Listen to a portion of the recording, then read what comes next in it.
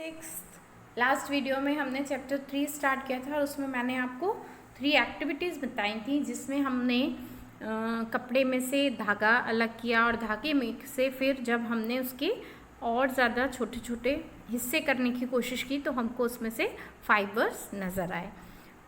अब हमको ये तो पता चल गया कि फैब्रिक जो होता है वो यान से यानी कि धागे से बनता है और धागे जो होते हैं वो फाइबर्स से बनते हैं।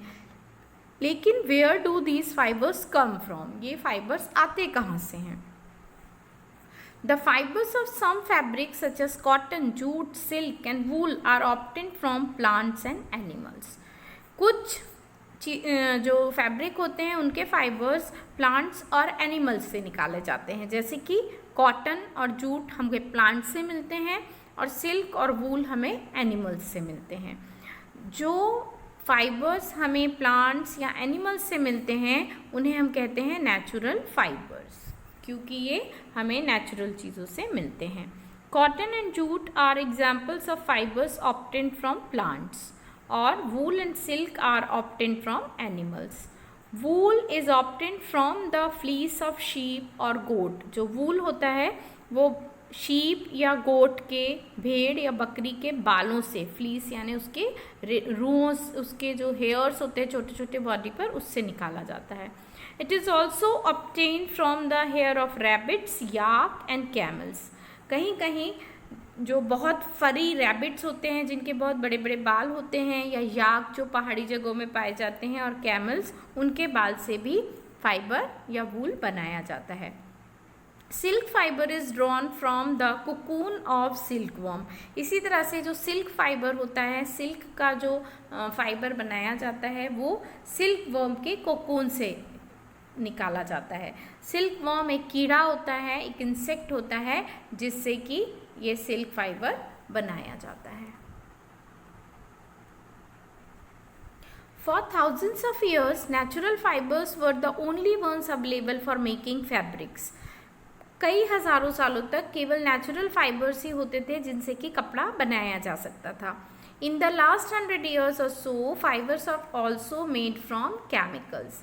कुछ 100 सालों से फाइबर्स जो है वो केमिकल्स के थ्रू भी बनाया जा सकता है।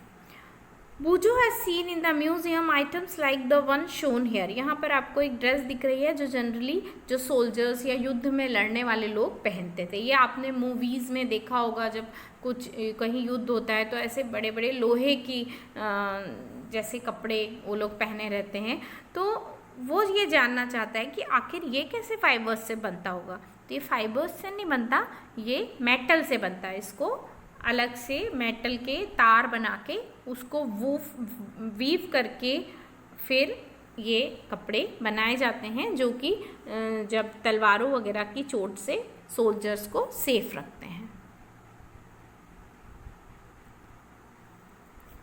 Substances which are not obtained from plants or animal sources, these are called synthetic fibers. जो चीज़ें, जो फाइबर्स केमिकल्स से बनाए जाते हैं, जो प्लांट्स या एनिमल्स से नहीं निकाले जाते हैं, उन्हें सिंथेटिक फाइबर्स कहते हैं। सिंथेटिक फाइबर्स में जैसे पॉलिएस्टर, नायलॉन, एक्रिलिक। नायलॉन आपने देखा जिससे हमारे सॉक्स वगैरह बनते हैं, वो नायलॉन होता है। Some plant fibres. अब हमको इसमें प्लांट फाइबर्स के बारे में बेसिकली पढ़ना है। तो हम सबसे जो कॉमन प्लांट फाइबर है दैट इज़ कॉटन। हम कॉटन के बारे में पढ़ेंगे। Have you ever made wicks for oil lamps? कभी आपने घर में जैसे दिवाली पर रुई की बत्तियां बनाते हैं तो आपने रुई को देखा है। जब आप ये जो रुई की बत्तियां बनाते हैं तो उसमें भी आपको छोटे छोटे से फाइबर्स दिखाई देते हैं। This cotton wool is also use for filling mattresses, quilts and pillows. यही कॉटन जिससे कि हम पूजा में जलाने के लिए या दिए में जलाने के लिए बत्तियां बनाते हैं, विक्स बनाते हैं, इसका इस्तेमाल गद्दों में भी किया जाता है। गद्दों में रुई भरी जाती है, रजाई में रुई कॉटन भरा जाता है, पिलोज में जो हमारे तकिए होते हैं उनमें भी भरा जाता है। Take some cotton wool, pull it apart and look at its edges. तो what you can do, take some cotton wool, put it apart and look at its edges. थोड़ा सा कॉटन लीजिए और उसको थोड़ा पुल कीजिए। देखिए मैं आपको दिखाती हूँ, ये कॉटन है, इसको आप ऐसे पुल करेंगे तो आपको ऐसे बारीक बारीक रेशे दिखाई देंगे, है ना। दीज आर द, ये बारीक बारीक रेशे, दीज आर द फाइबर्स। ऐसे आप पुल करेंगे तो आपको ऐसे छोटे छोटे से, बहुत छोटे छोटे से पार्ट दिखाई देंगे। ये दीज आर कॉल्ड फाइबर्स, ये होते हैं fibres. Where does this cotton wool come from? ये cotton wool आता कहाँ से है? It is grown in the fields. Cotton plants are usually grown at places having black soil and warm climate. ये जो cotton wool होता है ये खेतों में उगाया जाता है।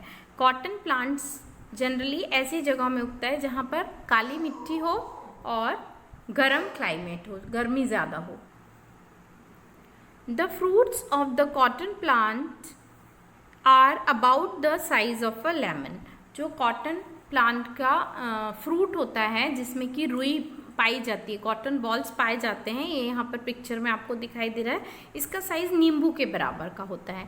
After maturing the balls burst open and the seed covered with cotton fibre can be seen. जब ये पक जाता है इसका फ्रूट तो ये बर्स्ट हो जाता है, फट जाता है, और उसमें से जो कॉटन फाइबर्स हैं वो बाहर झांकने लगते हैं जो हमको दिखाई देते हैं। क्या आपने कभी कॉटन फील्ड देखा है जो कि जिसमें कि तोड़ने के लिए रुई तैयार हो, जिसके फल पके हुए हों? अगर आप लोग गांव में रहते हैं, आप में से कई लोग, हो सकता है कि आपके खेतों में भी या आपके घर के पास कॉटन के पेड़ लगे हों, तो आपने ज़रूर देखा होगा। It looks like a field covered with snow. ये ऐसा लगता है जैसे कि पूरे खेत में बर्फ गिर गई हो, बर्फ बिछ गई हो। From these balls cotton is usually picked by hand. In ball में से कॉटन को हाथ से अलग किया जाता है, हाथ से निकाल लिया जाता है।